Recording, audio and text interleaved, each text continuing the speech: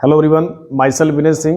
आज बेटा क्लास 12 का D and A block one shot revision करने जा रहे हैं, क्योंकि ये सबसे ज़्यादा मोस्ट अवेटेड चैप्टर में से एक था। तो काफ़ी बच्चों का इसमें डिमांड था कि sir D and A block का वन शॉट कब तक आएगा। तो 26 तारीख को स्पेशली कहना है कि 27 को आपका बोर्ड एग्जाम है, तो उसी सिलसिले में मेरे पास एक और वन शॉट रिवीजन आ चुका है। तो बेटा इसमें डी ब्लॉक को पहले लोग रिवीजन करेंगे, फिर बाद में लोग ए ब्लॉक को रिवीजन करेंगे। तो अब देखो इसमें जितने भी की पॉइंट्स हैं या स्पेशली जितने भी एग्जाम से क्वेश्चन बन सकते हैं, जितने भी रिलेटेड क्वेश्चन बन सकते हैं, इसको मैंने यहाँ पर लिखने का प्रयास किया है। तो इसमें हम एक एक करके इसको पॉइंट को समझने का प्रयास करते हैं और आप इसमें पेन और कॉपी साथ में लेके बैठे रहेंगे कि इसमें क्या क्या चीजें मैं हाईलाइट कर रहा हूँ। तो देखो सबसे पहले इसमें जो डी ब्लॉक का स्टेटमेंट आता है कि व्हाट इज ट्रांजिशन एलिमेंट है। तो अगर हम बात करेंगे पीरियोडिक टेबल में, तो बेटा पीरियोडिक टेबल में सबसे पहले हमारे पास एस ब्लॉक आता है, फिर बीच में डी ब्लॉक आता है। तो उसी डी ब्लॉक को कहते हैं ट्रांजिशन एलिमेंट कहा जाता है। तो आपसे बोर्ड में 1 मार्क्स का क्वेश्चन पूछ लेता है व्हाट इज ट्रांजिशन एलिमेंट, क्या होता है। तो देखो सिंपलेस्ट ट्रांजिशन एलिमेंट का डिफिनेशन बेटा कुछ इस प्रकार है, the elements having partially filled d orbital in their elementary form and in their commonly occurring oxidation state. इसका मतलब ये है कि ट्रांजिशन एलिमेंट का डिफिनेशन ये होगा partially filled d orbital, partially filled d orbital in elementary state as well as common occurring oxidation state। देखो इसमें ये इसका मतलब कहना चाहता है, जैसे मैं डी ब्लॉक का जनरल इलेक्ट्रॉनिक कॉन्फ़िगरेशन देखूं, थोड़ा ये भी आप जान लीजिए अच्छे से। तो इसमें general electronic configuration n-1 d 1 से 10 होता है, यानी जो डी में होता है 1 से लेकर के 10 इलेक्ट्रॉन को हम फिल कर सकते हैं। और एस में इसमें क्या फिल कर सकते हो, एस ऑर्बिटल में 1 से या 2 इलेक्ट्रॉन फिल कर सकते हो, 1 फिल करोगे या तो 2 फिल करोगे। एक एक्सेप्शन आएगा क्रोमियम में और कॉपर में, तो वहां पर आप एस में 1 इलेक्ट्रॉन को फिल करेंगे। तो सिंपलेस्ट देखो मैं आपको ये समझाना चाहता हूं, इसमें भी देखो एक क्वेश्चन बना हुआ है। इसमें बेटा जो एस ऑर्बिटल है इसको आउटर सेल बोलते हैं, और जो डी सब सेल होता है इसको बोलते हैं पेनल्टीमेट सेल बोला जाता है। तो यहां से भी आपको ऑब्जेक्टिव में क्वेश्चन बन सकता है। तो डी ब्लॉक वाले का इसमें यानी कि जो डी ऑर्बिटल्स होता है इसका एक नया नेम आता है, पेनल्टीमेट सेल आता है। ओके, अब देखो मैं आपको इसमें क्या समझाना चाहता हूं, partially filled d orbital in elementary state. इसका ये मतलब है, जैसे देखो हमारे पास, चलो मैं क्रोमियम का ले लेता हूं, क्रोमियम एक एक्सेप्शनल एग्जांपल है। तो बेटा ये क्या होता है, 3d5 होता है और ये क्या होता है, 4s1 होता है। ठीक है, तो ये जो स्टेट होता है इसी को एलिमेंट्री स्टेट कहा जाता है। तो इसमें आपको क्या दिख रहा है, डी पार्शियली फिल्ड दिख रहा है, जो कि डेफिनेशन को फुलफिल कर रहा है। अगर पार्शियली में नहीं होगा यानी स्पेशली एलिमेंट्री में नहीं होगा, तो इसका जो क्रोमियम का कॉमन ऑक्सीडेशन स्टेट होता है बेटा 3+ होता है। तो जब 3+ निकालोगे तो इसमें क्या होगा, एस से 1 इलेक्ट्रॉन निकलेगा और डी से 2 इलेक्ट्रॉन निकल जाएगा। तो आपके पास क्या बच जाएगा, यानी एस से 1 डी से 2, तो क्या आ जाएगा इसमें 3d3 आ जाएगा। इसको भी चेक कर पा रहे हो कि डी में क्या है ना, पार्शियली फिल्ड डी ऑर्बिटल से। तो इन्हीं को ट्रांजिशन एलिमेंट कहा जाता है, पार्शियली फिल्ड डी ऑर्बिटल्स हो एलिमेंट्री स्टेट में as well as common occurring oxidation state में हो।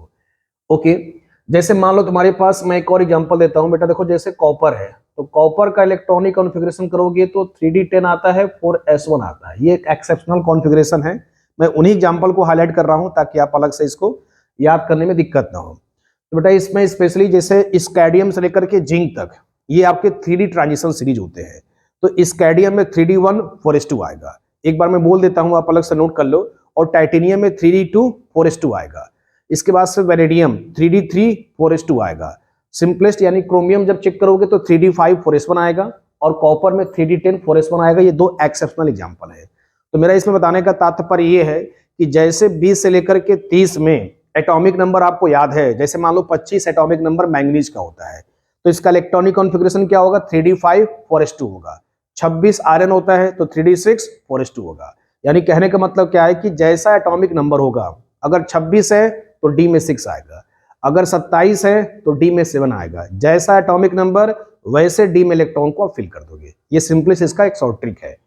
अब देखो मेरे को इसमें समझाना है आपको। तो देखो यहाँ पर आपको क्या दिख रहा है कि एलिमेंट्री स्टेट में कंप्लीटली फिल्ड है, बट जो कॉपर का ऑक्सीडेशन स्टेट होता है बेटा +2 होता है। तो कॉपर का ऑक्सीडेशन स्टेट क्या होता है, +2 होता है। तो एस से 1 निकल जाएगा, डी से 1 निकल जाएगा, तो क्या आएगा इसमें बेटा 3d9 आएगा। क्या आएगा, 3d9।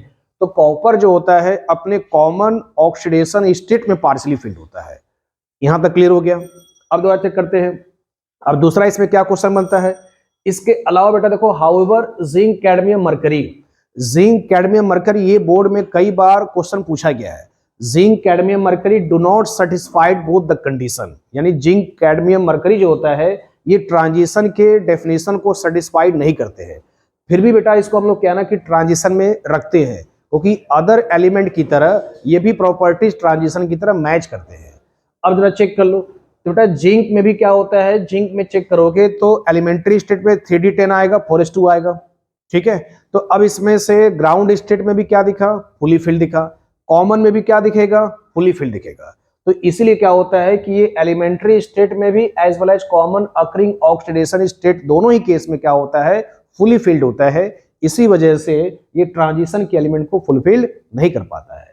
जैसे देखो आपको जब पेपर में पूछेगा तो आप इसमें कैसे लिखोगे, पहले आप स्ट्रक्चर दिखा दोगे, एलिमेंट्री स्टेट में 3d10 4s2 है, जिंक 2+ में देखोगे तो 3d10 है। In both cases d orbitals have fully filled, d orbitals have fully filled, इसलिए इसको ट्रांजिशन में हम लोग नहीं रखते हैं, सिंपली डेफिनेशन में नहीं रखा जाता, बाकी टेबल में इसको कंसीडर करते हैं क्योंकि अदर एलिमेंट की तरह ये भी मैच करता है प्रॉपर्टी। तो बेटा यहां तक आपको एक पॉइंट बेसिक क्लियर हो गया कि स्पेस में पार्शियली फिल्ड d ऑर्बिटल्स होगा, पार्शियली फिल्ड d ऑर्बिटल्स होगा एलिमेंट्री में as well as common occurring oxidation state में। अब आगे देखो थोड़ा सा, अब चीजों को फास्ट करते हैं, अगर बेसिक क्लियर हो गया तो अब थोड़ा सा फास्ट करते हैं कि अब मेरे को क्या समझना है। तो जनरल यानी कि प्रॉपर्टी को हम लोग डिस्कस करते हैं। तो हम लोगों ने बेसिक चीजों को सीख लिया है, तो डी ब्लॉक में हम लोग क्या सीखेंगे, general characteristics of D block elements. तो उसमें क्या क्या प्रॉपर्टी को डिस्कस करना है, पहला इलेक्ट्रॉनिक कॉन्फ़िगरेशन हो गया, क्योंकि बोर्ड में डायरेक्ट ऐसे भी क्वेश्चन बन जाता है कि right the few properties of D block elements या ट्रांजिशन एलिमेंट। तो ट्रांजिशन एलिमेंट की ये सारे प्रॉपर्टीज हैं, इनमें से कोई भी आपको 2 एग्जाम में पूछ सकता है एग्जाम में लिखने को। तो देखो एक एक करके उनको डिस्कस करने का प्रयास करते हैं। तो सिंपलेस्ट मेरे पास इलेक्ट्रॉनिक कॉन्फ़िगरेशन है, तो ऑलरेडी उन्होंने डिस्कस कर लिए हैं, तो इसको छोड़ देता हूं। अगला बेटा देखो इसमें क्या ना कि एमपी है, बीपी है, मेल्टिंग पॉइंट्स है एंड बॉइलिंग पॉइंट्स है। तो बच्चे बॉइलिंग पॉइंट और मेल्टिंग पॉइंट का जो कीवर्ड होता है due to strong metallic bonding. अब ये स्ट्रॉन्ग मेटालिक बॉन्डिंग कैसे एग्जिस्ट करता है, किसकी वजह से एग्जिस्ट करता है, तो सिंपलेस्ट क्या होगा, due to presence of unpaired electron, because number of unpaired electron. यानी इसमें जो होता है ट्रांजिशन एलिमेंट का बॉइलिंग पॉइंट मेल्टिंग पॉइंट ज्यादा होता है, क्योंकि इसमें सबसे ज्यादा नंबर ऑफ अनपेयर्ड इलेक्ट्रॉन पाए जाते हैं। तो इसमें एक नोट लिख सकते हो, greater the number of unpaired electron greater the strong metallic bonding. Strong metallic bonding यानी अनपेयर्ड डायरेक्टली होता है मेटालिक बॉन्डिंग के। अगर मेटालिक बॉन्डिंग ज्यादा होगा तो उसको बॉयल करना, मेल्ट करना आसान नहीं होगा। अब देखो तुम्हें इसमें क्वेश्चन कैसे पूछेगा। अब बेटा जैसे क्वेश्चन पूछता है, देखो ये आपके बोर्ड के क्वेश्चन है, यानी इसका एप्लीकेशन कैसे कैसे क्वेश्चन पूछता है। तो देखो आपके सिलेबस में क्वेश्चन ऐसे पूछा गया है, zinc cadmium mercury are very low, यानी zinc cadmium mercury very low, या फिर कह सकते हो सॉफ्ट नेचर के होते हैं। वैसे भी देखो मरकरी जो होता है लिक्विड नेचर शो करता है रूम टेम्परेचर पे। हम सभी अपने क्या है कि जो आपका टेम्परेचर नापने वाला थर्मामीटर होता है उसमें आपका मरकरी ही चीजें देखने को मिलता है। तो ये सारे लिक्विड नेचर शो करते हैं। तो इसका सिंपलेस्ट क्या मतलब है कि जिंक कैडमियम मरकरी जो होते हैं ये पूरी तरह से फुली फिल्ड होते हैं, हैव नो अनपेयर्ड इलेक्ट्रॉन। अगर अनपेयर्ड इलेक्ट्रॉन नहीं होगा तो मेटालिक बॉन्डिंग क्या होगा, वीक होगा। अगर मेटालिक बॉन्डिंग वीक होगा तो उसका एग्जिस्टेंस कैसा होगा, वो लिक्विड होगा, या तो सिंपली उसका एमपीबीपी लो पाया जाएगा। बेटा यहां तक क्लियर हो गया। अगला देखो इसमें क्या क्वेश्चन बन सकता है, एक्सप्लेन हैज क्रोमियम, यानी एक्सप्लेन क्रोमियम हैज हाई एमपीबीपी। अब क्रोमियम बेटा चेक करोगे, देखो मैंने बताया कि 3d5 है, तो सबसे ज्यादा अनपेयर्ड इलेक्ट्रॉन क्रोमियम में पाया जाता है। क्रोमियम में चेक करोगे तो डी का 5 हो गया, एस का 1 हो गया, तो टोटल इसमें 6 अनपेयर्ड इलेक्ट्रॉन दिख रहे हैं। तो जितना ज्यादा अनपेयर्ड इलेक्ट्रॉन होगा उतना ज्यादा मेटालिक बॉन्डिंग मजबूत होगा और उसका एमपीबीपी ज्यादा होगा। तो क्रोमियम के नीचे क्या आता है, मॉलिब्डेनम, और मॉलिब्डेनम के नीचे टंगस्टन आता है। यानी ये सब क्या ना एक ग्रुप के मेंबर्स हैं, तो उतना आपको डिटेल नहीं जानना है। क्रोमियम का, मॉलिब्डेनम का, टंगस्टन का, ये सारे एक ग्रुप के मेंबर हैं। इन्हीं सबका क्या होता है, एमपीबीपी ज्यादा होता है। रीजन पूछेगा तो due to presence of 5 unpaired electron, यानी डी में 5 है, एस में 1 है, तो टोटल कितना हो जाएगा, 6 अनपेयर्ड इलेक्ट्रॉन हो जाएगा। तो बेटा सिंपली समझ में आ गया कौन ज्यादा होता है कौन कम होता है। तो ये 2 क्वेश्चन आपको क्लियर हो गए। अगला बेटा देखो इसमें ये एक्सेप्शनल क्वेश्चन है, ये आप इसको हाईलाइट कर लो। Manganese have low MPBP. Manganese जो होता है देखो होना ये चाहिए था, इसमें 3d5 है और बेटा क्या इसमें है 4s2 है। तो देखो इसमें ये होता है ड्यू टू, ये देखो हाफ फील्ड की वजह से, ये हाफ फील्ड की वजह से, इसमें इंटर एटॉमिक रिपल्सन की वजह से, यानी इसमें इंटर एटॉमिक रिपल्सन की वजह से क्या होता है, इनका एमपीबीपी लो पाया जाता है। तो दिस इज द एक्सेप्शनल, ये आप एक्सेप्शनल को हाईलाइट कर लो। मैंगनीज जो होता है आपका लो एमपीबीपी शो करता है, ये आपको दिमाग में रखना है। क्रोमियम जो होता है हाई एमपीबीपी शो करता है, क्योंकि लार्जेस्ट अनपेयर्ड इलेक्ट्रॉन क्रोमियम पाया जाता है। अब क्या होता है, जिंक, कैडमियम, मरकरी जो होते हैं ये सॉफ्ट नेचर होते हैं, क्योंकि इनकी डी ऑर्बिटल्स क्या होते हैं, पूरी तरह से फुली फिल्ड होते हैं। तो बेटा ये सब मैं आपको स्पेशली क्या कहते हैं, क्वेश्चन के पॉइंट ऑफ व्यू से कराना चाहता हूं, ठीक है। तो ये आप इतना पहले स्क्रीनशॉट इसका ले लो। तो बेटा इसमें देखो नेक्स्ट पॉइंट है एंथैल्पी ऑफ ऑटोमाइजेशन है। तो एंथैल्पी ऑफ ऑटोमाइजेशन में ये सब देखो कीवर्ड एक ही जैसे हैं, यानी एमपीबीपी का कीवर्ड एक ही है, एंथैल्पी ऑफ ऑटोमाइजेशन का भी एक ही कीवर्ड है। तो ये सारे पैरामीटर्स में सिंपलिस्ट क्या होता है कि आपके अनपेयर्ड इलेक्ट्रॉन ही रिस्पॉन्सिबल होते हैं। तो एंथैल्पी ऑफ ऑटोमाइजेशन का बेटा सिंपलिस्ट मतलब ये होता है कि हमें मेटल को ब्रेक करने के लिए जो एनर्जी दी जाती है, that energy is known as enthalpy of atomisation. यानी मेटल को ब्रेक करने के लिए जो एनर्जी सप्लाई की जाती है उस एनर्जी को कहते हैं एंथैल्पी ऑफ ऑटोमाइजेशन कहा जाता है। तो सिंपलिस्ट वही फंडा है, अगर मेटेलिक बॉन्डिंग ज्यादा होगा तो एंथैल्पी ऑफ ऑटोमाइजेशन सिंपलिस्ट ज्यादा होगा। ऑब्वियस ही बात है, देखो high due to strong interatomic interaction. Specially क्या है ना कि अगर अनपेयर्ड ज्यादा, मेटेलिक बॉन्डिंग ज्यादा, तो एंथैल्पी ऑफ ऑटोमाइजेशन ज्यादा। सिंपलिस्ट क्लियर हो गया। अगला देखो इसमें आयनाइजेशन जो बेटा ट्रेंड फॉलो करता है, आयनाइजेशन साइज के इनवर्सली होता है और स्टेबिलिटी के डायरेक्टली होता है। तो अब आपको क्लास 11 की तरह क्लासिफिकेशन ऑफ एलिमेंट में ये सब चीजें याद नहीं करना है कि लेफ्ट टू राइट जाने से क्या होता है, टॉप टू बॉटम जाने से क्या होता है। अब बेटा ये सब चीजें ऐसे हमारे बोर्ड लेवल में क्वेश्चन नहीं बनता है। क्वेश्चन आने से क्या बनता है, जैसे बनेगा क्रोमियम है, देखो एक और आपको मैं मुद्दे की बात लिखवा देता हूं, जो सेकेंड आयनाइजेशन होता है IE2 is greater than IE1। Ionization का बेटा सिंपलेस्ट मतलब होता है कि आउटर मोस्ट से एक इलेक्ट्रॉन को निकालने के लिए जो एनर्जी दी जाती है, यानी जितनी एनर्जी खर्च हो रही है, that energy is known as IE कहलाता है। सिंपलेस्ट मीनिंग क्लियर हो गया। एक इलेक्ट्रॉन को निकालने के लिए जो एनर्जी सप्लाई की जाती है, that energy is known as ionisation energy. Simplest meaning clear हो गया। अब देखो, तो जिसका साइज छोटा होगा आई क्या होगा, ज्यादा होगा, ऐसे भी कोरिलेट कर सकते हो। दूसरा क्या होता है, स्टेबिलिटी अगर किसी का ज्यादा है, अगर कोई स्टेबिलिटी में ज्यादा होगा तब पर भी आई क्या होगा, ज्यादा होगा, क्योंकि स्टेबल मॉलिक्यूल से या स्टेबल एलिमेंट से इलेक्ट्रॉन को निकालना काफी टफ टास्क होता है। तो अब देखो तुम्हारे बोर्ड लेवल पे क्वेश्चन कैसे बनता है, तो बच्चे chromium has very high IE2। तो क्रोमियम का क्या ना कि इस चैप्टर में आपको इलेक्ट्रॉनिक कॉन्फ़िगरेशन जानना है। इस चैप्टर से इलेक्ट्रॉनिक कॉन्फ़िगरेशन जान जाओगे तो कोऑर्डिनेशन का जब मैं वन शॉट डालूंगा तो वहां भी चीज रिलेट करना आसान हो जाएगा। तो अब बेटा देखो क्रोमियम का IE2 यानी सेकेंड आयनाइजेशन ज्यादा है, तो सिंपलेस्ट क्या ना इलेक्ट्रॉनिक कॉन्फ़िगरेशन चेक कर लो। 3d5 4s1 है, क्रोमियम कितना होता है 24 है, एक्सेप्शनल है 3d5 4s1 याद कर लो। कॉपर भी एक्सेप्शन है 3d10 4s1 होता है। अब देखो इसमें क्या ना कि देखो जब S से निकालोगे तो दूसरा किससे बारी आएगा, यानी कि D से आएगा।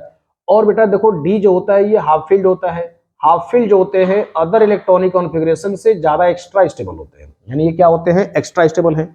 अब दूसरा इलेक्ट्रॉन किससे निकाल रहे हो, D5 से निकाल रहे हो। D5 क्या है, एक्स्ट्रा स्टेबल है।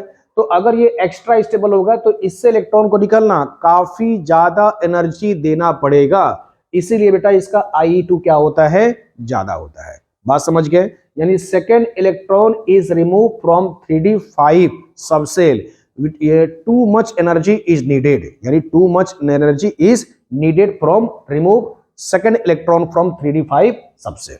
सिंपलेस्ट मीनिंग क्लियर हो गया कि D5 से सेकेंड इलेक्ट्रॉन निकालेंगे तो हमें ज्यादा एनर्जी का देने की जरूरत पड़ेगी बेटा। तो यहां तक पहले आप इसका स्क्रीनशॉट ले लीजिए, यहां तक क्लियर हो गया। तो बेटा इसमें क्रोमियम के साथ साथ क्या है ना कि कॉपर का भी क्वेश्चन बन सकता है, मैग्नीज का भी क्वेश्चन बन सकता है। तो जैसे भी ये सब क्वेश्चन पूछेगा कि IE2 किसका ज्यादा है, IE3 किसका ज्यादा है, तो सबका आंसर इलेक्ट्रॉनिक कॉन्फ़िगरेशन है। तो देखो मैंने इसमें एक करके दिखा दिया है। अगला बेटा अब तो बेटा इसमें अब देखो साइज को लेकर के क्या क्वेश्चन बनता है और इसको डिस्कस कर लेते हैं। तो देखो साइज में जैसे आप लेफ्ट टू राइट जाते हो तो साइज क्या ना डिक्रीज होता है, ये एक रूटीन पैटर्न है, आपको पीरियोडिक टेबल में याद रखना होता है। Size left to right decrease होता है। जब आप टॉप टू बॉटम चलोगे, यानी जब ऊपर से नीचे आओगे तो साइज क्या होता है बेटा, बढ़ता है समझो, क्योंकि नंबर ऑफ सेल बढ़ते हैं तो न्यूक्लियस से आउटर मोस्ट इलेक्ट्रॉन की दूरी बढ़ता है, इसी को साइज कहते हैं। यानी न्यूक्लियस के सेंटर से आउटर मोस्ट इलेक्ट्रॉन की दूरी को क्या बोलते हैं, साइज बोलते हैं। तो जब देखो आपका 3D होता है, इस कैडमियम से जिंक होता है। अब आप जब नीचे आओगे तो 3D के नीचे 4D आता है, 4D के नीचे क्या आता है, 5D ट्रांजिशन सीरीज आता है। तो ऑब्वियस ही बात है कि 3D से जब 4D आओगे तो साइज बढ़ेगा। जब 4D से 5D जाओगे तो साइज क्या है ना बढ़ता नहीं है, ऑलमोस्ट सेम हो जाता है। यही आपसे रीजन पूछता है कि क्यों। अब आपको सिंपलेस्ट क्या ना कि दो एलिमेंट आपको याद रखना है। तो 4D सीरीज का जो पहला एलिमेंट होता है जिरकोनियम होता है, और 5D सीरीज का जो पहला एलिमेंट होता है हॉफनियम होता है। तो बेटा पूछेगा जिरकोनियम हॉफनियम ये एनोमलस प्रॉपर्टी शो करता है, ये साइज सिमिलर होता है, किसकी वजह से? तो आंसर आपको याद रखना है ड्यू टू लेंथेनाइड कॉन्ट्रैक्शन, क्योंकि ये सारे जो एलिमेंट्स होते हैं ये जो लास्ट इलेक्ट्रॉन फिल करते हैं एफ सबसेल में फिल करते हैं, और एफ सबसेल की जो शिल्डिंग होती है वेरी पुअर होती है। इसी वजह से अगर आपसे देखो क्वेश्चन 4D 5D पूछेगा तब पर भी लेंथेनाइड कॉन्ट्रैक्शन है। 4D का पहला एलिमेंट जिरकोनियम होता है और 5D का जो पहला एलिमेंट होता है हॉफनियम होता है।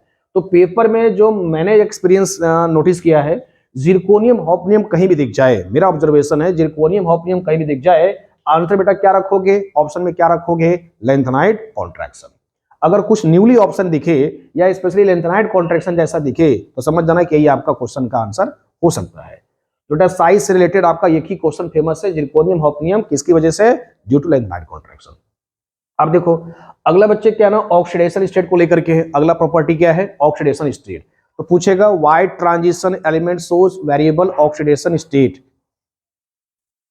तो बेटा इसमें ऑक्सीडेशन स्टेट में सिंपलेस्ट आपका क्वेश्चन क्लियर हो गया कि why d transition element shows variable oxidation state.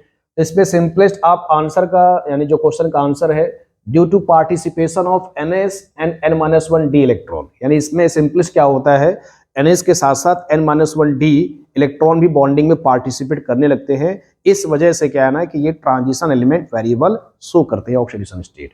अब इसके रिलेटेड क्या ना कुछ फैक्ट पॉइंट आपको दिमाग में रखना है, क्योंकि ऑक्सीडेशन स्टेट पे ऑब्जेक्टिव में क्वेश्चन ठीक ठाक पूछता है। तो इसमें आपको याद रखना है जैसे स्कैडियम है और क्रोमियम है, ये क्या शो करता है? 3+ शो करता है, ये आपको याद रखना अच्छे से। यानी पूछेगा which element shows +3 oxidation state in 3D series, answer scandium and chromium show करता है। अगला बच्चे देखो इसमें स्पेशली क्या कहते हैं, मैंगनीज जो होता है हाईएस्ट ऑक्सीडेशन स्टेट शो करता है। मैंगनीज क्या शो करता है? हाईएस्ट ऑक्सीडेशन स्टेट +7 शो करता है। ये भी अपने आप में क्वेश्चन पॉपुलर है। अब देखो इसमें अगला क्वेश्चन क्या बनता है, scandium zinc do not show variable oxidation state, यानी स्कैडियम भी फिक्स है प्लस का 3 शो करता है, लेकिन क्रोमियम 3 भी शो करता है और +6 भी शो करता है। तो स्कैडियम और जो जिंक होता है ये वेरिएबल नहीं शो करते, ये फिक्स ऑक्सीडेशन स्टेट शो करते हैं। स्कैडियम 3 शो करता है और जिंक कितना शो करता है? 2+ शो करता है। तो ये सारे बेटा क्या ना फैक्ट क्वेश्चन है, ऑब्जेक्टिव में पूछा गया है। जिंक जो होता है स्कैडियम जो होते हैं फिक्स्ड ऑक्सीडेशन स्टेट है, स्कैडियम 3, जिंक जो शो करता है 2 शो करता है। यहां तक क्लियर हो गया। इसके अलावा जो है ये सारे जो है +1 ऑक्सीडेशन स्टेट है, लाइक कॉपर हो गया, सिल्वर हो गया, मर्क्यूरिक हो गया, मर्क्यूरियस इसको बोला जाएगा, Hg+1 है। अब बेटा देखो पांचवा पॉइंट है जो highest oxidation state ruthenium and osmium show करता है, तो इसको भी हाईलाइट कर लो। रूथेनियम कितना शो करेगा? +8 शो करेगा। ऑस्मियम कितना शो करेगा? +8 शो करता है। यानी हाईएस्ट ऑक्सीडेशन स्टेट ट्रांजिशन में रूथेनियम है, ऑस्मियम है, और +7 में 3D में मैंगनीज है, +1 में कॉपर है, 3 में स्कैडियम है, और do not variable oxidation state में स्कैडियम और जिंक दोनों आते हैं। तो बेटा यहां तक क्लियर हो गया। अगला देखो अब ये सब छोटे छोटे पॉइंट्स है, अब थोड़ा इनको जल्दी निपटाते हैं। कॉम्प्लेक्स फॉर्मेशन, तो आप ट्रांजिशन एलिमेंट जो होते हैं ये कॉम्प्लेक्स फॉर्मेशन भी शो करते हैं। क्या रीजन है इसमें? तो स्मॉल साइज होता है, इसका इफेक्टिव न्यूक्लियर चार्ज ज्यादा होता है, सबसे important point vacant d orbitals होता है, क्योंकि जो कॉम्प्लेक्स कंपाउंड्स होते हैं तो उसमें लिगेंड्स होता है, लिगेंड्स के पार्ट लोन पेयर होता है, तो वो लोन पेयर क्या है ना ट्रांजिशन वाले को देता है, तो ट्रांजिशन उसको एक्सेप्ट कर लेता है। तो इसमें सिंपलेस्ट आंसर क्या रखना है? स्मॉल साइज है, वैकेंट डी ऑर्बिटल्स बेटा। तो यहां तक क्लियर हो गया। तो ये आप में स्पेशली ये ज्यादातर ऑब्जेक्टिव में यही पॉइंट आपको दिखेगा, यानी कि कॉम्प्लेक्स शो करने के लिए solubility of vacant d orbitals. अगला बेटा पॉइंट है कलर्ड कंपाउंड्स, तो कलर्ड कंपाउंड का सिंपलेस्ट आंसर है due to unpaired electron which participate in d d transition. तो इसमें मैं एक पॉइंट लिखा हूं यहां पर, unpaired electron which participate in d d transition, यानी अगर एक भी अनपेड इलेक्ट्रॉन होगा तो डीडी में क्या करेगा? ट्रांजिशन में यानी पार्टिसिपेट करेगा। पॉइंट क्लियर हो गया। इसमें देखो D0 जिसके पास आ जाए, D10 आ जाए, ये क्या शो करते हैं? कलरलेस शो करते हैं। अब बॉडी लेवल पे क्वेश्चन कैसे बनता है, जैसे जिंक 2+ बेटा क्या ना व्हाइट शो करता है, और कॉपर 2+ क्या ना ब्लू कलर शो करता है। तो चेक कर लो, तो कॉपर 2+ का अगर चेक करोगे तो बेटा इसमें सिंपलेस्ट कितना आएगा? 3D9 आएगा। अब 3D9 आएगा तो इसमें क्या दिखता है बेटा? एक अनपेड इलेक्ट्रॉन चेक कर लो, इसमें इसमें आप चेक करोगे तो बेटा सिंपलेस्ट क्या आएगा, एक इलेक्ट्रॉन देखो ये बच जाएगा और ये एक इलेक्ट्रॉन किस में पार्टिसिपेट करेगा, डी ट्रांजिशन में। So that's why copper 2+ is blue colour. यहां तक क्लियर हो गया? तो पहले आप यहां तक इसका स्क्रीनशॉट ले लो, फिर हम आगे चलते हैं। तो बेटा इसमें नेक्स्ट प्रॉपर्टीज है मैग्नेटिक प्रॉपर्टीज है। तो मैग्नेटिक प्रॉपर्टीज में आपको जैसा कि उसमें ऊपर फॉर्मूला दिख रहा है, यानी कि मैग्नेटिक मोमेंट को रिप्रेजेंट करते हैं म्यू से। फॉर्मूला होता है √n(n+2) और इसका यूनिट होता है बोहर मैग्नेटॉन, तो इसको लिखा जाता है Bm लिखा जाता है। तो अब ये क्लियर हो गया, इसको हाईलाइट कर लो। n क्या शो करेगा, नंबर ऑफ अनपेयर्ड इलेक्ट्रॉन को शो करेगा। तो अनपेयर्ड इलेक्ट्रॉन को चेक कर लो और इसमें वैल्यू पुट कर दो, तो जिसका म्यू ज्यादा आएगा मैग्नेटिक मोमेंट उसका सबसे ज्यादा होगा। अब बच्चे देखो इसमें अगला पॉइंट है कैटालिटिक बिहेवियर है। देखो तो हम लोगों ने इसमें कलर्ड को और मैग्नेटिक को, इसमें सिंपलेस्ट क्या रीजन है, अनपेयर्ड इलेक्ट्रॉन का रोल होता है। तो मैग्नेटिक मोमेंट में एक पॉइंट और अच्छे से याद कर सकते हो, अगर अनपेयर्ड इलेक्ट्रॉन होता है तो पैरा को शो करता है, पेयर्ड होता है तो डायमैग्नेटिक को शो करता है। क्लियर हो गया अच्छे से? अब आगे चलते हैं बेटा कैटालिटिक बिहेवियर को चलते हैं। तो जितने भी ट्रांजिशंस होते हैं उनमें से मोस्ट ऑफ द जो ट्रांजिशन एलिमेंट्स होते हैं ये कैटालिटिक बिहेवियर भी शो करते हैं। तो कैटालिटिक बिहेवियर का बेटा सिंपलेस्ट क्या इसका रीजन होता है, क्योंकि इसके पास जो होता है, तो बेटा इसमें कैटालिटिक बिहेवियर में देखो मेन जो इसमें ऑब्जर्वेशन है, their ability to adopt multiple oxidation state to form complex. क्योंकि ऑब्जेक्टिव में सबसे ज्यादा पॉइंट क्या आंसर जो है ना यही दिखता है कि अगर ये कैटालिटिक बिहेवियर शो करता है तो इसके पीछे क्या रीजन होता है, their ability to adopt multiple oxidation state to form complex. तो ये आपके ऑब्जेक्टिव में सबसे ज्यादा लाइन दिखता है, तो ये आपका आंसर ठीक हो जाएगा। दूसरा बच्चे इसमें क्या होता है कि they provide large surface area on which reactant get adsorbed. इसमें सिंपलेस्ट क्या सीखने को मिला, इसका वैकेंट डी ऑर्बिटल्स खाली होता है, तो रिएक्टेंट क्या है ना कि इसके वैकेंट डी ऑर्बिटल्स पे एडजॉर्ब्ड होता आता है। इसलिए ये खासियत क्या होता है कि ट्रांजिशन एलिमेंट के पास होता है, क्योंकि इसका वैकेंट डी ऑर्बिटल्स होता है, इसलिए इसमें रिएक्टेंट क्या ना जाकर के एडजॉर्ब्ड हो जाता है। इसी से बेटा मिलता जुलता पॉइंट क्या आता है ना, इंटरस्टिशियल कंपाउंड्स भी होता है, इससे भी आपके बोर्ड में क्वेश्चन बन चुका है। तो इंटरस्टिशियल का सिंपलेस्ट बेटा मतलब ये होता है, इसका जो होता है ड्यू टू एम्प्टी स्पेस। बेटा इसमें इंटरस्टिशियल में देखो इसमें क्या खासियत है, पॉइंट्स को जरा एक बार हाईलाइट कर देता हूं। ड्यू टू एम्प्टी स्पेस वही इसका वैकेंट डी ऑर्बिटल्स खाली होता है। इन देयर लैटिस, यानी जो आपके पास जो ट्रांजिशन का लैटिस यानी जो क्रिस्टल बनते हैं तो उसी को हम लोग लैटिस कहते हैं। यानी उसमें भी आपके कुछ छोटे छोटे होल्स वाइट्स बच जाते हैं। जैसे आप टाइल्स अगर लगाते हो तो इसमें टाइल्स में क्या ना कि चारों तरफ क्या ना कॉर्नर बच जाता है, तो उसी को हम लोग लैटिस स्मॉल बोलते हैं, लैटिस बोला जाता है। अब देखो स्मॉल जो एटम्स होते हैं यानी उस लैटिस पर जो स्मॉल एटम होते हैं कैन बी इजिली अकोमोडेटेड, यानी उस पर क्या ना कि छोटे एटम जैसे हाइड्रोजन है, कार्बन है, नाइट्रोजन है, वो जाकर ट्रैप्ड हो जाते हैं। तो ऐसी खासियत को बोलते हैं इंटरस्टिशियल कंपाउंड कहा जाता है, मतलब उस पर जाकर छोटे एलिमेंट चिपक जाता है। तो ऐसे कंपाउंड का नाम दिया गया है इंटरस्टिशियल कंपाउंड दिया गया है। अब देखो इनकी प्रॉपर्टी आपको अच्छे से याद रखना, क्योंकि इनकी प्रॉपर्टी से रिसेंटली 2023 में क्वेश्चन बना हुआ था कि इनमें से इंटरस्टिशियल के बारे में कौन सा स्टेटमेंट सही नहीं है। बेटा इसमें सबसे पहला पॉइंट है हार्डर देन प्योर मेटल हो गया। जो प्योर मेटल जैसे आपका ट्रांजिशन मेटल होता है तो उससे ये क्या हो जाता है, कठोर हो जाता है। खुद से रिलेट करो। अब इसमें क्या ना कि दो का कॉम्बिनेशन हो गया है, यानी इंटरस्टिशियल में छोटे एलिमेंट भी जाकर के ट्रैप्ड हो गए हैं, तो जाहिर सी बात है कि हार्डर हो जाएगा प्योर मेटल से। अगला देखो इसका एमपीबीपी भी क्या हो जाएगा, ज्यादा हो जाएगा। अब इसमें ये मेन तुम्हारा पॉइंट है, ये केमिकली क्या होगा ना, लेस रिएक्टिव होगा। किससे होगा, प्योर मेटल से, क्योंकि अब इसमें क्या ना कि दो एलिमेंट का कॉम्बिनेशन हो गया ना, तो ये केमिकली क्या हो जाएगा, लेस रिएक्टिव हो जाएगा। अगला पॉइंट है retain conductivity like in the metal, तो ये सिंपलेस्ट ऊपर की तरह ही है। अगला बच्चे देखो इसमें क्या ना एलॉय फॉर्मेशन है। अगला बेटा क्या है, इसमें एलॉय फॉर्मेशन है। तो एलॉय फॉर्मेशन सिंपली क्या होता है, due to similar atomic radii होता है। इसलिए क्या होते हैं कि इसमें दो मेटल को सुपर इम्पोज कर सकते हैं। यानी एलॉय का मतलब सिंपली जैसे हम लोग मंदिरों में जाते हैं घंटा बजाते हैं तो भी किसी न किसी का एलॉय होता है।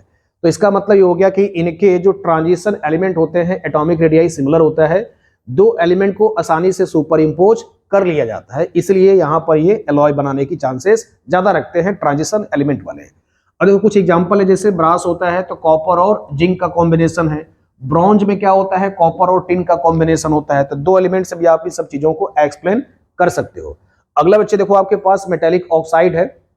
तो मेटेलिक ऑक्साइड में सिंपलेस्ट आपको क्या याद रखना है, अगर आपके पास लोअर ऑक्सीडेशन स्टेट होगा तो बेसिक कैरेक्टर शो करेगा, अगर आपके पास हायर ऑक्सीडेशन स्टेट होगा तो एसिडिक शो करेगा, 4 और 3 के बीच में है तो क्या शो करेगा, एम्फोटेरिक शो करेगा। तो कभी कभी क्वेश्चन में आपको ये सब भी चीजें दिख जाता है, अगर हायर ऑक्सीडेशन स्टेट है तो एसिडिक शो करेगा, लोअर ऑक्सीडेशन स्टेट बेसिक, और 4 में है तो एम्फोटेरिक शो करेगा। तो कभी कभी आपको ऑप्शन पूछ सकता है कि which one is the amphoteric oxide and which one is the acidic oxide. तो सिंपलेस्ट क्या है, ऑक्सीडेशन स्टेट चेक कर लो, और ज्यादा शो करेगा यानी ज्यादा ऑक्सीडेशन स्टेट है तो एसिडिक को, लोअर है तो बेसिक को। तो नहीं अगर समझ में आता है तो एग्जांपल एक रट्टा मार डालो, MnO है तो बेसिक शो करेगा, Mn2O7 है तो एसिडिक शो करेगा, MnO2 काफी पॉपुलर है तो ये एम्फोटेरिक वाला क्वेश्चन पूछा गया है। अगला बेटा देखो सारी प्रॉपर्टी हम लोगों ने डिस्कस कर लिया है, तो बेटा नेक्स्ट देखो हम लोग डिस्कस कर लेते हैं अब जो सम इंपॉर्टेंट कंपाउंड्स जो डी ब्लॉक्स के हैं उनके प्रिपरेशन पूछता है। तो प्रिपरेशन में सबसे पहले हम लोग डिस्कस करेंगे K2Cr2O7 को डिस्कस करेंगे। इसका नाम है पोटेशियम डाइक्रोमेट है, नाम क्या बेटा, पोटेशियम डाइक्रोमेट है। तो इसका प्रिपरेशन और इसके कलर वगैरह भी जानने से क्वेश्चन बन जाता है। देखो तो इसको बेटा कहते हैं क्रोमाइट ओर बोला जाता है, यानी इसका फॉर्मूला है FeCr2O4 है। मैं पहले से सब कुछ चीजें बैलेंस करके लिख दिया है, बस आपको अच्छे से इसका स्क्रीनशॉट लेकर के अच्छे से याद करना है, और जिन पॉइंट को मैं हाईलाइट करूंगा उनको अच्छे से आपको ध्यान देना है। तो इसमें ये आयरन क्रोमाइट ओर है, ये आयरन का ओर है जिसका नाम है क्रोमाइट ओर बोला जाता है। इसको सोडियम कार्बोनेट और ऑक्सीजन के प्रेजेंस से इसको जब फ्रेशली हीट कर देते हैं तो आपके पास बेटा सिंपलेस्ट पहले बनता है Na2Cr4 बनता है, इसका नाम है सोडियम क्रोमेट है। अगर Cr2O7 लग जाएगा तो डाइक्रोमेट बोला जाएगा। तो Na2Cr4 का नाम बच्चे है, यानी स्पेशली इसका नाम क्या है, इसका नाम है आपके पास क्रोमेट है, सोडियम क्रोमेट इसका नाम आएगा। अब देखो जो आपके पास डाइक्रोमेट होता है इसका ऑरेंज कलर होता है, और बेटा इसका कलर क्या होता है, येलो कलर होता है। तो ये सब चीजें आप जानते चलो, क्रोमेट का कलर क्या होता है, येलो कलर होता है।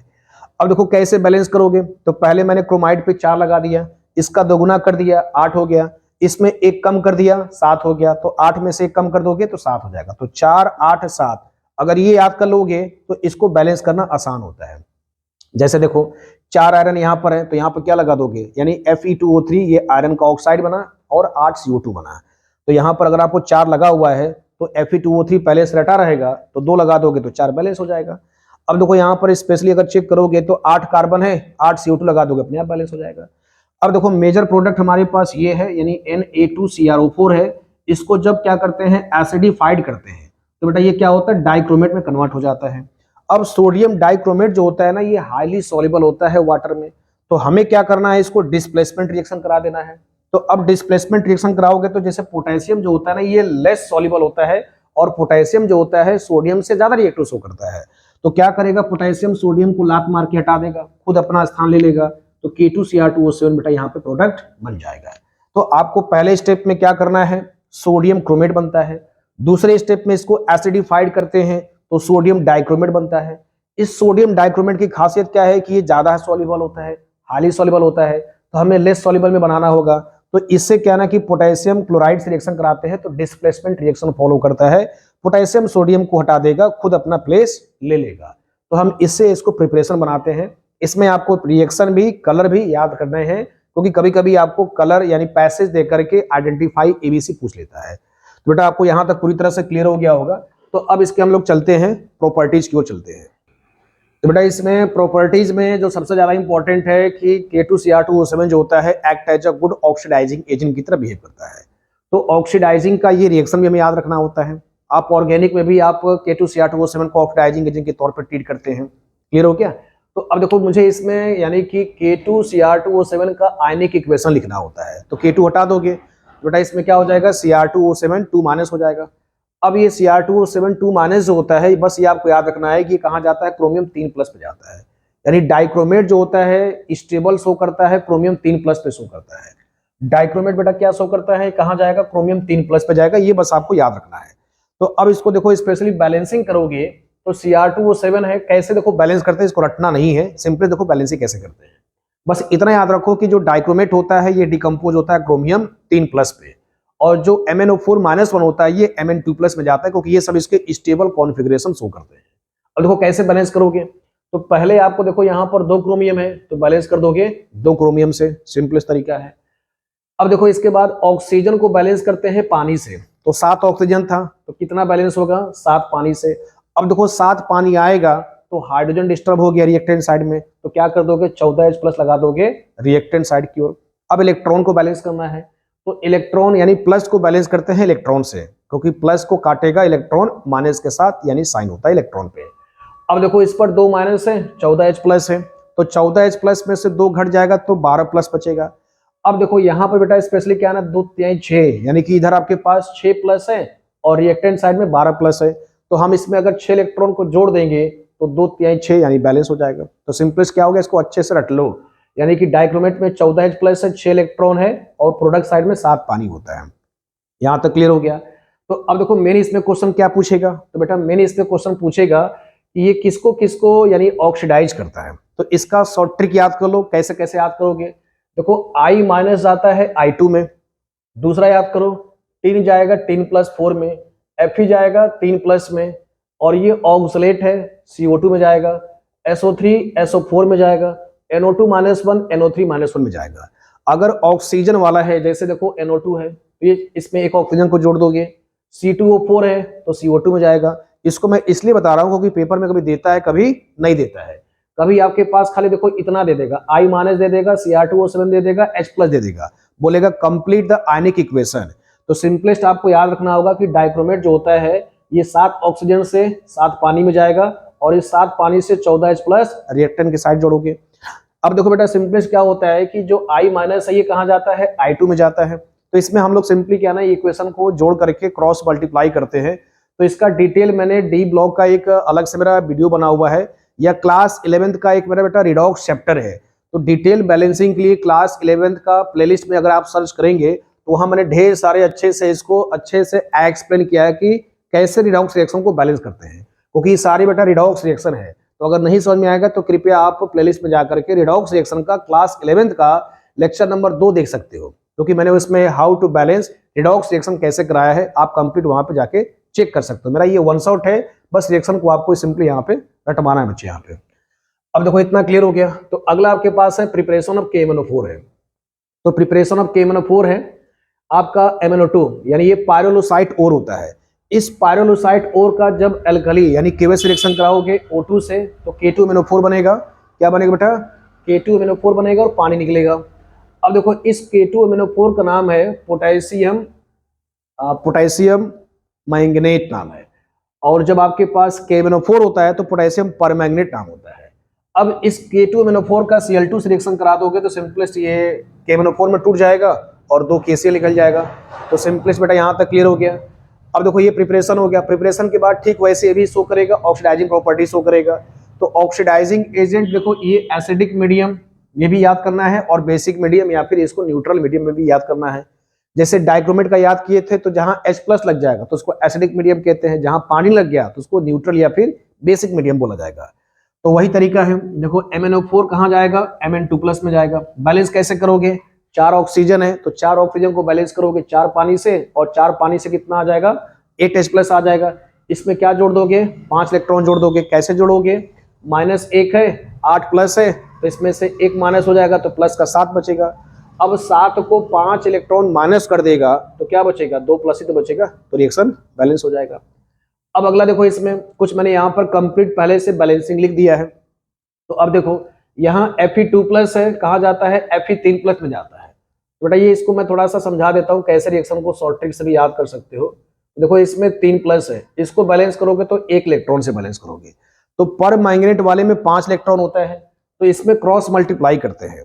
यानी देखो पर मैग्नेट वाले में क्या है ना कि सिंपली 5 इलेक्ट्रॉन है तो 5 किस पे मल्टीप्लाई कर दोगे, जहां भी आयरन दिखेगा 5 मल्टीप्लाई कर दोगे, यानी पर मैग्नेट वाले में।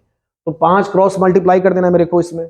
तो आयरन वाले में 5 इधर भी मल्टीप्लाई करोगे, 5 इधर भी मल्टीप्लाई कर दोगे। बाकी ये सब तो पहले जैसा ही ऊपर की तरह ही है, बात समझ गए। वैसे ही आपको डाइक्रोमेट भी करना होता है।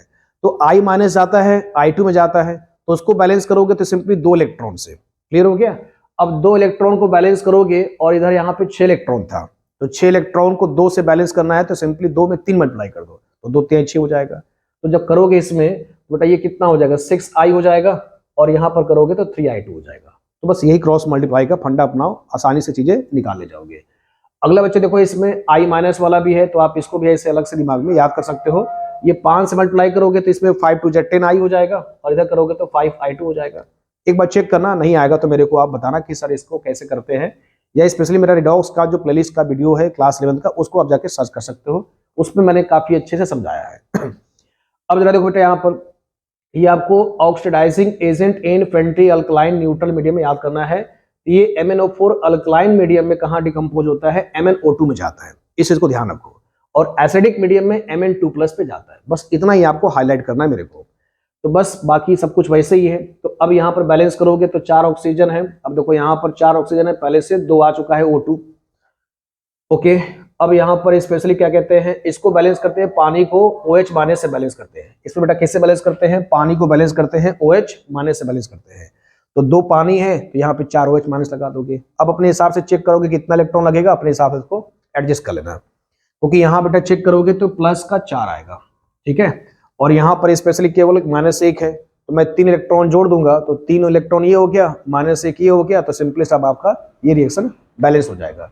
या ऐसे चेक करो, ये +4 है और ये आपके पास -4 है, तो उधर भी आपका कैंसिल आउट हो जाएगा। Got it. अब जरा चेक करो, अब इसमें जो है देखो तुमको पानी वाला याद करना है, I- कहाँ जाता है, IO3 में जाता है। बस ये आपको न्यूट्रल मीडियम में याद रखना अच्छे से।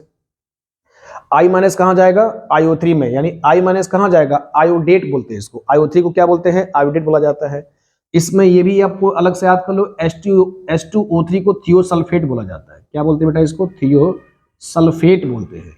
अब ये थियोसल्फेट कहाँ जाएगा, यानी सल्फेट में जाएगा। तो थियोसल्फेट चाहे एसिडिक मीडियम हो चाहे बेसिक मीडियम हो, दोनों ही केस में कहाँ जाता है, सल्फेट में जाता है। यहाँ तक क्लियर हो गया। तो बस इसमें आपको बेसिक वाले में क्या याद रखना है कि MnO4-1 कहाँ जाता है, MnO2 में जाता है। आयोडीन को कहाँ ले जाएगा, IO3 में। एसिडिक में कहाँ जाता था, I- I2 में जाता था। बात क्लियर हो गया। यही एक डिफरेंस रिएक्शन है जो आपको अच्छे से घोल के पी के जाना है, क्योंकि हो सकता है स्लाइटली अगर आपको पूछ दे तो I- क्या ना कि ऊपर की तरह I2 लगा दोगे तो गलत हो जाएगा ना, इसलिए इस चीज को ध्यान रखना, क्योंकि मैं इस चीज को हाईलाइट कर देता हूं, क्योंकि थोड़ा ये एक्सेप्शनल रिएक्शन था। तो जहां कुछ न समझ में आए उसको अच्छे से रट्टा मार डालो। अब अगला बच्चे देखो, ये भी डिकम्पोजिशन रिएक्शन पूछा गया है। जब पोटेशियम परमैंगनेट का डिकम्पोज करते हैं तो पोटेशियम मैंगनेट में टूटता है और ये आपके पास MnO2 यानी मैंगनीज डाइऑक्साइड में टूटता है। ये 2 अलग एक्सेप्शनल रिएक्शन है जो आपको याद रखना है। ये दोनों ही बोर्ड में क्वेश्चन पूछे गए हैं। अगला देखो, इसमें डाइक्रोमेट का जब पीएच पे इफेक्ट पूछेगा, ये एनसीईआरटी में भी दिया गया है और बोर्ड में भी क्वेश्चन पूछा गया है। क्वेश्चन पूछेगा what is effect on dichromate pH. जब पीएच यानी बढ़ा दोगे, बढ़ाने का मतलब बेसिक मीडियम हो गया, पीएच कम करने का मतलब एसिडिक मीडियम है। जब पीएच को इंक्रीज कर रहे हो तो बेसिक की ओर जा रहे हो। तो डाइक्रोमेट को जब पीएच इंक्रीज करते हैं तो क्रोमेट में कन्वर्ट होता है, दोनों पे साइन नेगेटिव होता है। यहां तक क्लियर हो गया बेटा। अब देखो, जब क्रोमेट को एसिडिफाइड करते थे तो डाइक्रोमेट में आते थे, इसका हमने प्रिपरेशन भी देखा था। क्रोमेट का जब एसिडिफाइड करते हैं तो डाइक्रोमेट है, जब डाइक्रोमेट को बेसिक की ओर ले जाते हैं तो क्रोमेट बनता है। तो इसको मैंने एक वन शॉट में लिख दिया है, जब डाइक्रोमेट को बेसिक की ओर जा रहे हो तो क्रोमेट है, क्रोमेट से एसिडिक की ओर जा रहे हो तो डाइक्रोमेट बन रहा है। तो इसमें आपको ये रिएक्शन, ये रिएक्शन, ये रिएक्शन जो एक्सेप्शनल है आपको बेटा ये अलग से याद कर लेना है। देखो फिर से मैं रिएक्शन का एक वन शॉट बता देता हूं, क्या क्या आपने इसमें समरी लिखा है। तो बेटा इसमें समरी कुछ इस प्रकार है, जब आपका एसिडिक मीडियम होगा परमैंगनेट का तो Mn2+ में जाएगा, अगर डाइक्रोमेट का एसिडिक मीडियम होगा तो क्रोमियम 3+ में जाएगा। बाकी आप पानी उनी को अपने हिसाब से बैलेंस कर लेना, ठीक है। फिर आपको परमैंगनेट वाले का जब आपका बेसिक मीडियम में होगा या न्यूट्रल मीडियम में होगा तो MnO2 में जाएगा। कैसे उसको बैलेंस करोगे, राइट साइड में OH लगा दोगे। एक अलग से रिएक्शन है, यानी कि जब आपका न्यूट्रल में ही परमैंगनेट होगा तो I- I2 में न जा करके कहां जाएगा, आयोडेट में जाएगा, IO3 में जाएगा। एक अलग से और रिएक्शन याद करना है, पोटेशियम परमैंगनेट का डिकम्पोजिशन K2MnO4 में होता है और MnO2 में जाता है। और ये अलग से पीएच वाला रिएक्शन है, जब डाइक्रोमेट का पीएच बढ़ा देंगे तो क्रोमेट हो जाएगा, क्रोमेट का पीएच कम कर देंगे तो डाइक्रोमेट आ जाएगा। तो आई होप बेटा आपको यहां तक पूरी तरह से डी ब्लॉक का रिवीजन समझ में आ गया होगा। इसके बाद हम लोग सीखेंगे एफ ब्लॉक का वन शॉट सीखेंगे। ओके।